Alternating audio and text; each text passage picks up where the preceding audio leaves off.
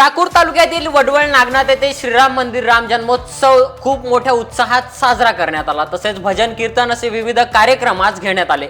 संपूर्ण चाकूर शहरातील वडवळ नागनाथ येथील गावातील नागरिक खूप मोठ्या संख्येने उपस्थित होते। दर्शनासाठी मंदिर भरून गेले होते। विशेषतः भारतीय संस्कृतीमधील रामनवमी अत्यंत महत्त्वाचा आणि मंगलमय सण आहे। या दिवशी अयोध्येचे राजा दशरथ आणि राणी कौशल्या यांच्या पोटी श्री राम प्रभूंचा जन्म झाला होता। रामनवमी हा चैत्र शुद्ध नवमीला साजरा केला जाणारा हिंदू सण आहे। या सणानिमित्त चाकूर तालुक्यातील वडवळ येथे श्री राम मंदिर येथे राम जन्मोत्सव मोठ्या उत्साहामध्ये साजरा करण्यात आला।